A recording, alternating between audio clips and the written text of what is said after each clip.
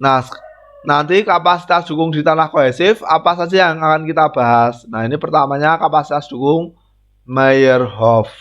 Nah, terus selain Meyerhof apa? Nanti ada rumus alfa, beta, lambda, terus ada USACE Army dan lain-lain.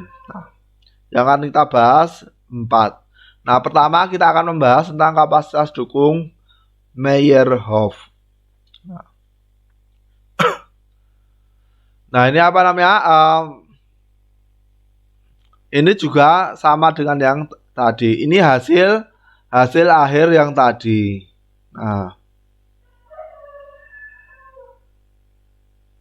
Nah, berdasarkan usulan Skempton untuk apa namanya? Untuk lempung tidak terdrainasi, NC bintangnya itu bukan diganti sama dengan 9.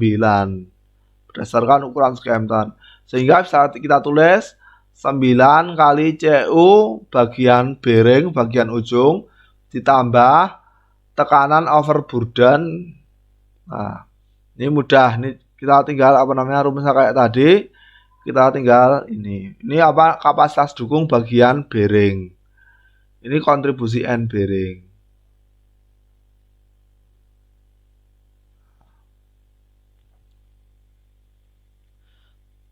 Nah, terus yang kedua, kita pakai kapasitas dukung dengan metode alfa.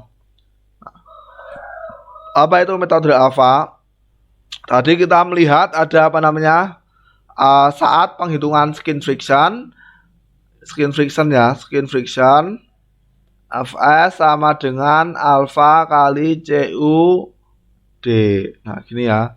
Nah, ini metode alfa. Nanti kalau apa namanya, kalau metode lambda berarti nanti pakai lambda, tapi nanti ininya agak berbeda. Nah, ada pakai beta, berarti nanti pakai ininya beta, apa namanya, faktor koreksinya beta. Nah, nanti metode alfa, metode lambda, metode beta itu apa? Digunakan untuk mencari skin friction. Nah, digunakan untuk mencari skin friction. Nah, ini metode alfa. Tadi apa namanya, CD ya, kan tadi tinggal CD. Fs sama dengan CD tambah sigma tangan delta. Ininya sama dengan 0, tinggal ini. Ini bisa dicoret. Nah, CD tadi sama dengan alfa kali CU dinding. Nah, alfanya bisa pakai apa namanya, pakai dari beberapa peneliti. Nilai alfa nanti bisa diambil dari beberapa peneliti. Misalnya ini grafik untuk baik ini. Nah, ini untuk baiknya. Terus ada Woodward, ini Woodward. Terus ada Carousel, terus ada Tomlinson. Nah, terus misalnya cara apa namanya, cara membacanya gimana? Nah, misalnya kita punya CU di dindingnya misalnya 100. Kita mau pakai grafiknya siapa? Misalnya grafiknya back. Terus kita tarik garis lurus ke vertikal ke bawah. Terus kita tarik vertikal ke samping. Nah, kira-kira 0,7 kurang. Nah, atau bisa pakai Terzaghi Peck dan Mesri ini. Dengan PA sama dengan 1000 kN per meter persegi. Ya. Nah, ini mudah, tinggal masukkan, nyari nilai alfanya ini. Kita sudah punya CU dapatnya dari mana? Saya belum dapat CU ya Pak. Nah, CU dapatnya dari pengujian. Nah, CU dapatnya dari pengujian. Terus kita tinggal nyari alfa. Nah, ini ya. Terus ketemu alfa, kita tinggal masukkan. Nah, CU kohesinya dikali alfa ketemu adhesi, nanti ketemu skin friction. Nah, Ini ya. Terus sekarang metode lambda. Ini juga nyari Fs. Nah, kapasitas dukung metode lambda P ini lambda kali P0 aksen. P0 aksen itu apa?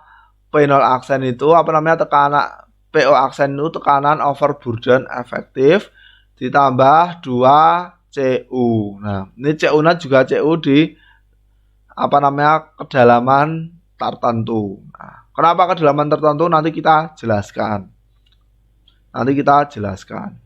Nah, ini ya. Terus apa namanya? Ini contohnya gimana? Nah, ini penetrasi tiang, sumbu vertikal penetrasi tiang, sumbu horizontal lambda. Misalnya tiangnya masuk ke dalam tanah, masuk ke dalam lempung yang kuat atau lempung kaku, bukan lempung lunak, sedalam 10 meter misalnya.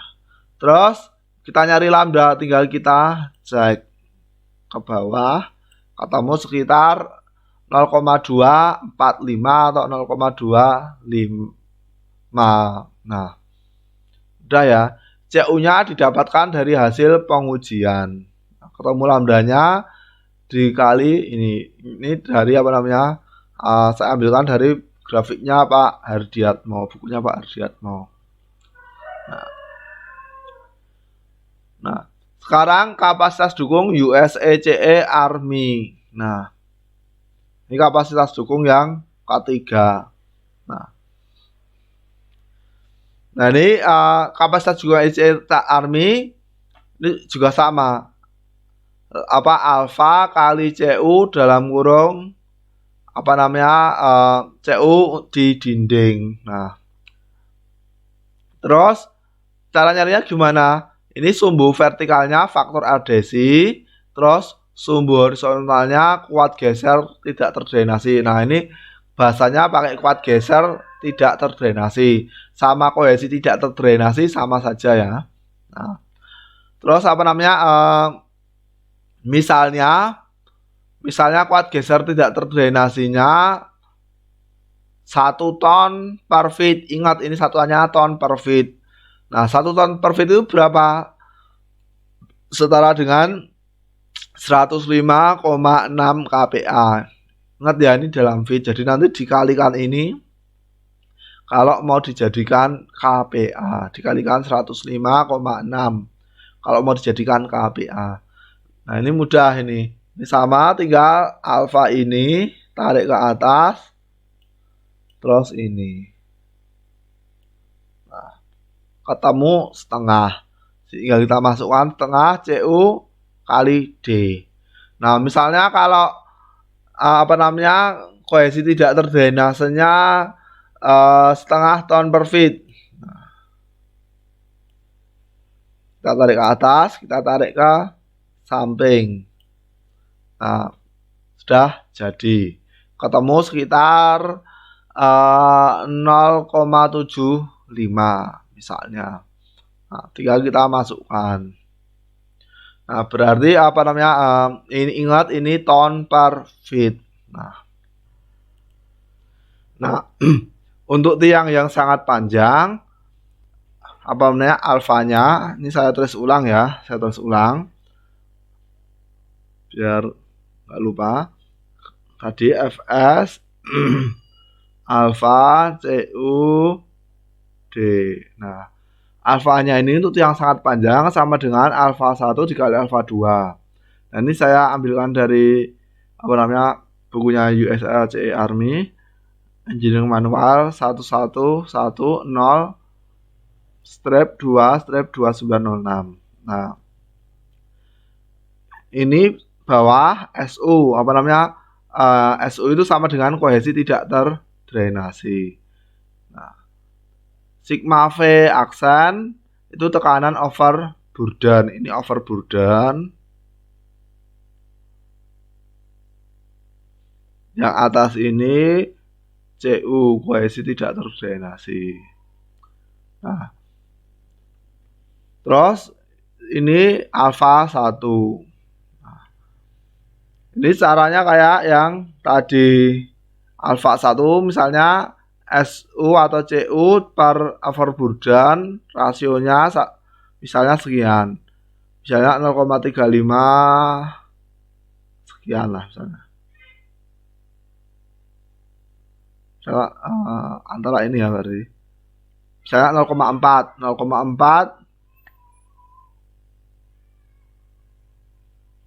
mungkin sekian. Nah, terus alfa satunya berapa? Nah, sekian. Sekitar 0,8 atau 0,9 antara ini. Terus ini alfa 2 L apa namanya panjang tiang dibagi apa namanya dibagi diameter atau dibagi lebar. Nah, dibagi diameter atau dibagi lebar. Nah, kalau kita biasanya pakai apa namanya D besar ya, kita pakai D besar. Ini kita pakai D besar.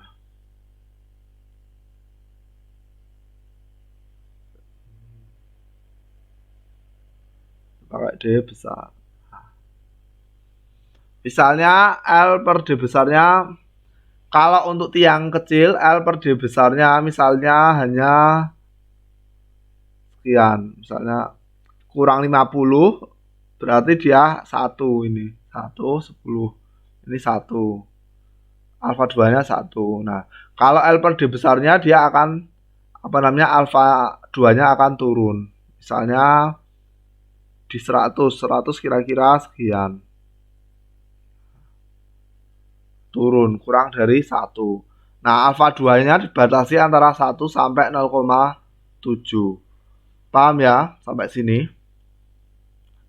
Mudah, nanti ketemu alfa 1, alfa 2, terus dikalikan ketemu alfa, terus alfa dikalikan CU D ketemu Fs. Ini mudah ya. Nah, sekarang kapasitas dukung Tomlinson. Nah, kalau kapasitas dukung Tomlinson apa namanya ada beberapa kasus. Kasus pertama, pasir atau kerikil yang pasir atau kerikil berada di atas lempung. Nah, tiangnya dimasukkan di apa namanya di lempungnya, lempung kaku. Tiangnya dimasukkan hingga menembus lempung kaku. Nah, biasanya apa namanya di sekeliling tiang tersebut antara interface tiang dan lempung kaku tadi terjadi apa namanya agak longgar atau terjadi agak apa namanya tidak rapat. Nah, ketika dia dimasukkan, ketika dia dipancang, pasirnya akan masuk ke sini, masuk ke sela-sela ini. Nah, pasirnya ini akan masuk ke sela-sela ini. Atas itu pasir urup. Nah, kasus kedua, lempung lunak yang di atas ditimbun di atas lempung kaku. Nah, ini juga sama, sehingga di apa namanya di tepi-tepi sini itu kemasukan lempung kaku. Nah, kalau kasus ketiga dia kaku semua dari atas sampai bawah ini kaku. Nah, ini caranya gimana? Tergantung apa namanya atas ini, garis lurus atas ini, garis lurus atas ini untuk untuk L ini kasus pertama ya, L ini kurang dari 10D. Nah, jadi kurang dari 10D berarti dia 1. Faktor adesinya ini 1. Ini sama ya, Fs sama dengan alfa Cu. L kurang dari 10D, dia faktor adesinya 1. Berapapun Cu-nya. Nah, sekarang L sama dengan 20, dia ikut garis itu. Ini saya buat warnanya lain. Nah, dia ikut ini. Nah, terus ini, aduh ini apa namanya?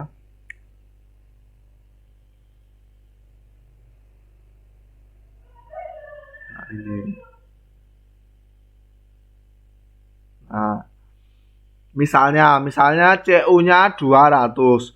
Misalnya CU-nya 200 diturunkan ke bawah, ditarik horizontal, ketemu 0,75. Mudah ya.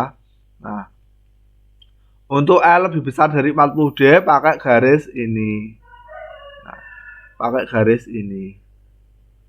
Pakai kurva yang ini. Nah, apa namanya? Berarti menurut Tomlinson apa?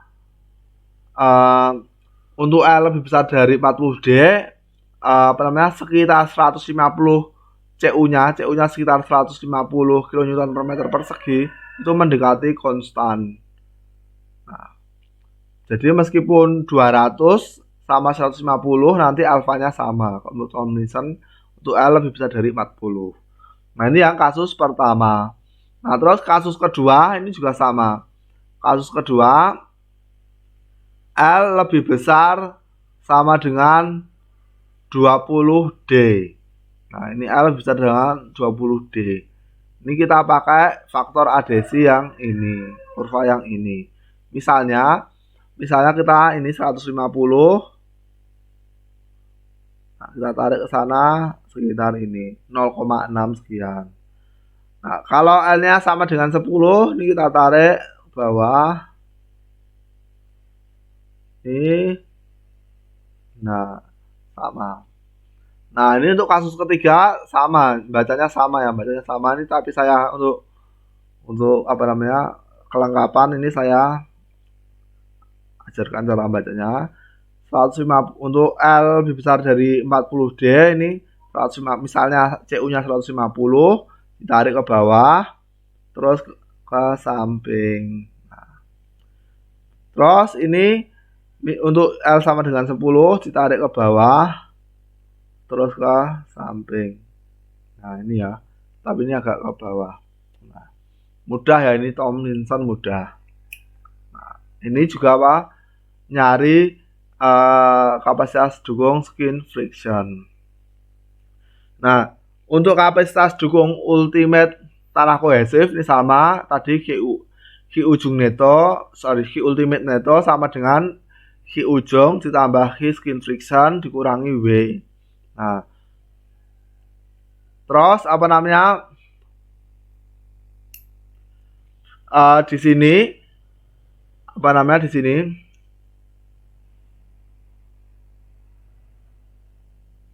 Enggak kelihatan. Nah, di sini kalau P-nya kita keluarkan, P sama dengan apa toh? P itu bisa ganti merah biar kelihatan. P itu sama dengan apa toh? Tekanan overburden itu apa toh? Gamma dikali L. Nah, ini kalau kita keluarkan berarti apa? Kita keluarkan jadi AB kali CU dikali NC ditambah AB dikali PB, ini berarti AB dikali PB. PB apa? Gamma kali L. Nah, sekarang ini W apa? Ini tadi gamma tanah, saya tulis T tanah. Ini W apa? W itu gamma tiang, sama-sama tiang ya. Saya tulis P ya, pile dikali L dikali luas penampangnya. Berarti luas penampangnya sama dengan AB. Kalau konstan ya. Nah, AB bisa dicoret dan L bisa dicoret. Nah, kalau asumsinya gamma tanah sama dengan gamma P, ini bisa hilang. Paham ya? Kalau asumsinya gamma tanah sama dengan gamma P, gamma pile, ini bisa hilang. Tinggal rumus yang bawah ini. Ini mudah. Nah, sekarang apa namanya? Kita ilustrasikan untuk apa namanya? Untuk kasus kasus. tertentu.